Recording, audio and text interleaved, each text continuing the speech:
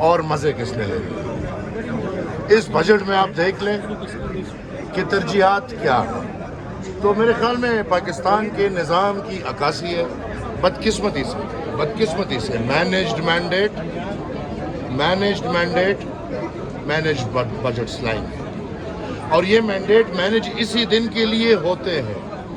تو لہٰذا ابھی الف بے جیم سب ایک ہے, سب اندرون خانہ مل چکے ہیں.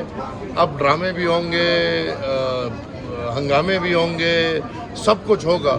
لیکن جو ہمیں پتہ ہے تو تمام تر صوبوں نے بیٹھ کے اپنے آنے والے جو ترقیاتی بجٹ ہے اس کو وفاق کے حوالے کر دیا. اسی لیے ان صوبوں کو میں ان لوگوں کو بٹھایا ہے. اور بدقسمتی سے آئین کی خلاف ورزی کون کر رہا ہے؟ پاکستان کا وزیر اعظم. آئین کی خلاف ورزی کون کر رہے ہیں؟ پاکستان کے وزرائے اعلیٰ. 18th امنڈمنٹ آئین ہے, اور اس آئین کے ساتھ جو بھی مذاق کر رہے ہیں اس کو کل کہیں نہ کہیں جواب دے گا. احمد بھائی, ہاں نہیں ہے. آپ کے سوال میں سادہ الفاظ جواب میرا بالکل بھی نہیں ہے. احمد بھائی, عوامی نیشنل پارٹیز کے خلاف آواز کیوں نہیں اٹھا رہے سر کہ اگر عوام کو بجٹ نہیں ہے؟ بجٹ 2 منٹ پہلے آیا ہے اور آپ کے سوال دیکھو یار. خدا کا احمد بھائی, یار خدا کا خوف کرو, یا آپ لوگوں کے سوالات دیکھو. یہ نہیں کہ گرم ہو کے بس کوئی اپنی چیز چلا لو. 2 منٹ ہوئے نہیں ہیں بجٹ کو پیش ہوئے. آپ میں پہنچا بھی نہیں ہوں. اسلام آباد بند ہے, آدھا مزدوروں نے بند کیا ہے تو آدھا فوجیوں نے بند کیا ہے. پہنچتے ہم اگر ادھر تک پہنچے تو یہ حالت ہے کہ یہ دیکھو 4:30 اور 7:30 3 گھنٹے ہم رشوں میں پڑے رہے. ادھر پہنچے تو پتہ چلا کہ بجٹ پیش ہو چکے ہیں, اور آپ نے کہہ رہے کہ میری مخالفت نہیں کی. آپ سو کے اٹھ جاؤ پھر سن لو.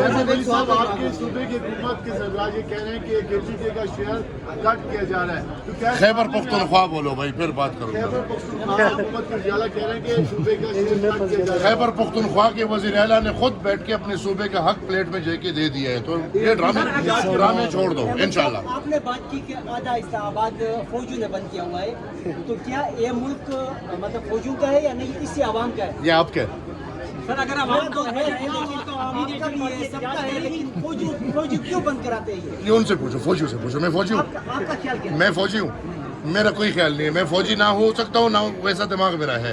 تو یہ سوال آپ فوجیوں سے پوچھو, آپ میرے سے نہیں پوچھو. یہ ملک آپ کا ہے, انشاءاللہ آپ اس کو اپناؤ, آپ کا ہی ملک ہے. زیادہ یہ فوجی نہیں کرو.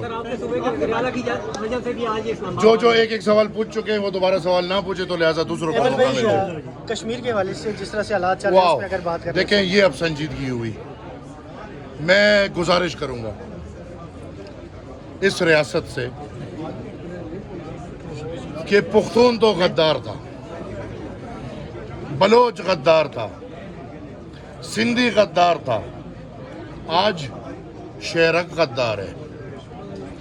تو میں چاہوں گا کہ یہ نظام محب وطن پنجاب پہ اتنا بوجھ ڈالے جتنا وہ برداشت کر سکے. یہ غدار کے کھیل ختم کریں. ہم جب سے پاکستان آزاد ہوا ہے بس یہی کھیل, اپنے حق کے لیے اٹھو, غدار ہے. وہ میرے دادا کہتے تھے کہ مولوی سے حق مانگو تو وہ کفر کا فتویٰ کر دیتا ہے, عدالت سے مانگو تو وہ توہین عدالت کر دیتا ہے, ریاست سے مانگو تو غدار. بھائی غدار ختم کرو, نہیں تو ایک دن آپ کو لاہور میں بیٹھے لوگوں کو بھی غدار کہنا پڑے گا, کیونکہ پھر یہ غداری ریاست کی نہیں ہے, یہ غداری پھر ادارے کی ہے. لہٰذا میں سمجھتا ہوں کہ یہ گیم ختم کرو. آگ لگی ہوئی ہے, حالت دیکھو آپ کے ملک کی کیا حالت ہے. اگر سیاسی ایک منٹ, اگر آپ غداری کی ڈیفینیشن کرتے ہیں اور عمران خان اور ان کی جماعت کو غدار کہا جا رہا ہے, تو پھر آپ کس کے ساتھ کھڑے ہیں؟ دیکھیں, اگر کوئی بھی حملہ آور ہوتا ہے پاکستان کے کسی ادارے پہ, کوئی بھی اٹھ کے, یہ تو ہماری نظریات یہی کہتے ہیں کہ اگر if you do an act you face it. اگر آپ قانون کی خلاف ورزی کرتے ہو پھر آپ کو قانون کا سامنا کرنا پڑے گا. اور باچا خان کے نظریات میں یہ بالکل واضح ہے, اس میں بہت واقعات ہے, اگر وہ میں آپ کو پیش کروں. ہاں, عمران کون تھا؟ اس کو لانے والا اگر عمران غدار ہے تو اس کے پیچھے جتنی زنجیر ہے وہ پھر کیا ہے؟ وہ محب وطن ہے. یہ پھر بہت بہت بڑا کھڈا کھودیں گے. تو انشاءاللہ یہ میں اور آپ ایک دن وی لاگ میں بیٹھ کے یہ کھڈا ضرور کھودیں گے, کیونکہ اگر عمران غدار ہے تو پھر فیض حمید بھی غدار ہے. کنفرم ہے, اس پہ تو بات پھر کر لیں گے. اگر فیض حمید غدار ہے تو پھر باجوہ بھی غدار ہے. تو پھر اگر باجوہ غدار ہے تو پھر تو آپ آرمی چیف غدار ہو گیا. تو پھر تو یہ غداریاں چلتی رہیں گی. تو لہٰذا میں سمجھتا ہوں کہ اس سرٹیفکیٹ کو جیب میں رکھ لو. سیاستدان ہے, پارلیمنٹری لیڈرز ہیں آپ کے پاس. میاں صاحب کو چاہیے کہ اس وقت فوراً ایک کمیٹی بنائے, اس کو کشمیر بھیجے اور بیٹھ کے ادھر ہم اپنے مسئلے حل کریں. اگر اشتعال میں لوگ آئے ہوئے ہیں تو ریاست کا کام ہے کہ اشتعال بجھائے, اپنے بچوں کی طرح ڈیل کرے. ہم بدقسمت قوم وہ ہے کہ ہمارے اگر ریاست ماں ہے باپ ہے تو ہماری ماں بھی سوتیلی, باپ بھی سوتیلا ہے.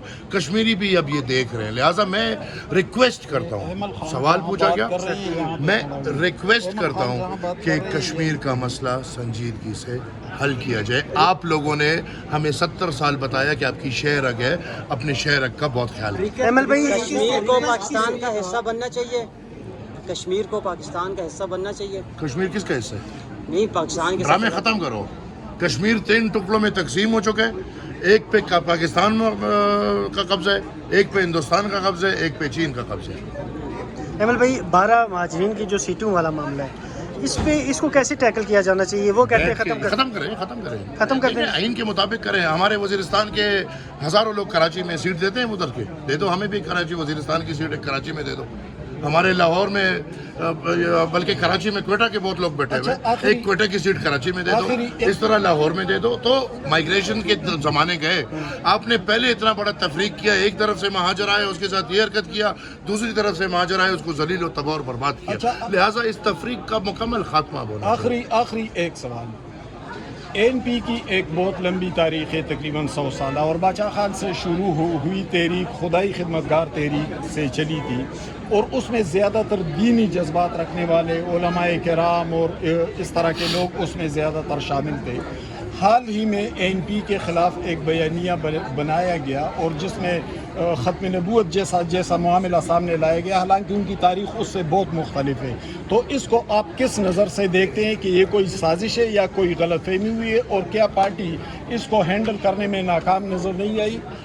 بہت مشکور ہوں آپ کو, اور چونکہ یہ سوال ایسا ڈیپلی روٹڈ ہے جس روٹس میں میں اور آپ دونوں کہیں ایک دوسرے کو ادھر ادھر دیکھتے ہوں گے.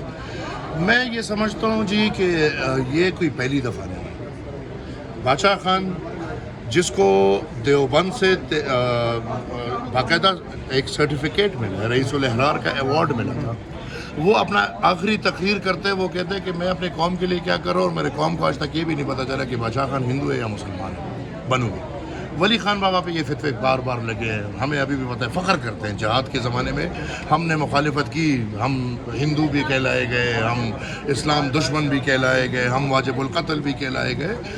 اصل میں یہ سمجھتا ہوں جی جو آپ کا سوال ہے, ہم بنیادی طور پہ اپنے دین ایمان کو بالکل اپنے اندر جذب کرتے ہیں, کیونکہ میں کہتا ہوں کہ پختون قوم میں منیز القوم مسلمان ہے, اس میں کوئی اور چیز ہے نہیں. اور ہماری جو پختو صرف زبان نہیں ہے, پختو ہمارا ایک زندگی کا طریقہ ہے زندگی گزارنے کا, تو وہ تو بالکل اسلام کے برابر ہے, ہم میں کوئی تفریق نہیں ہوگا. لیکن آبویسلی جہاں پہ آپ آواز دبائیں گے, جہاں پہ آپ کو 100 سالہ تاریخ میں کچھ اور ملے گا نہیں, جہاں پہ آپ کو انشاءاللہ یہ نہیں ملے گا کہ حکومتوں کی شوقین ہے یا کوئی گھر میں کچھ اور ہے, الحمدللہ ساری زمین ہمیں جانتی ہے, تو پھر منہ بند کرنے کے لیے کبھی غدار تو کبھی کافر تو کبھی کچھ اور کبھی کچھ, یہ چلتا رہتا ہے. وہی پرانا سسٹم ہے. اور الحمدللہ میں فخر کرتا ہوں اپنے ورکرز پہ. آپ دیکھیں نا جی 12 سال سے ہمیں باہر رکھا جا رہا ہے, ہمارے راستے روکے جا رہے ہیں, آج بھی دہشت گردوں کے نشان پہ ہم ہیں, حکومتیں اور لوگ کر رہے ہیں, وطن کی دفاع ہماری ذمہ داری ہے, دفاع کے مزے کوئی اور لے رہے ہیں, وطن کی دفاع ہم پہ ہو رہی ہے. آج بھی پختون پانی بھی بہہ رہا ہے, خون بھی بہہ رہا ہے. اسلام آباد سے آج بھی آواز آئے گا, صبر کرو, ٹھہرو, تھوڑا اور دیکھو. وطن کی دفاع آپ کی ذمہ داری ہے یا نہیں؟ Security forces plus police plus دیگر مختلف ادارے, کیا اس کی ذمہ داری نہیں ہے؟ میں باچا خان کا گریٹ گرینڈ سن، پوتا کہیں گے نواسا کہیں گے، مجھے اردو تھوڑی کمزور ہے میری، پر پوتا. حلفاً یہ کہتا ہوں کہ میرے دادا پردادا، میرے والد اور میرے عقیدے میں یہ شامل ہے کہ ہم اپنے وطن پہ جان قربان کریں. آپ نے بات کی Thank کہ you. ہم دہشت